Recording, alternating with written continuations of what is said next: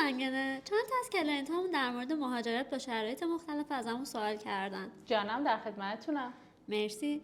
بهترین راه مهاجرت به کانادا برای شخصی که 22 سالشه. برای ادامه تحصیل بیاد کانادا. برای شخصی که 30 سالشه و لیسانس داره و زبانش متوسطه چطور؟ برای ایشونم بهترین گزینه ادامه تحصیل تو کاناداست.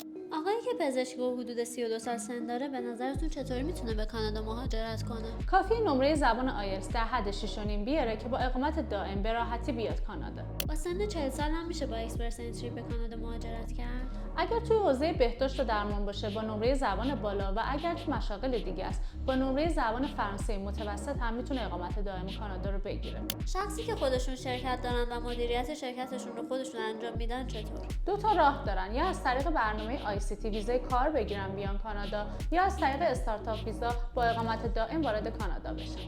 شما در ویکی ویزا شرایط افراد رو برای مهاجرت به چه صورت بررسی میکنید؟ ما توی ویکی ویزا شرایط کلاینت ها رو به صورت رایگان ارزیابی میکنیم، بر اساس شرایط هر فرد بهترین راه مهاجرت رو براشون توضیح میدیم و حتما یه راهی براشون پیدا میکنیم.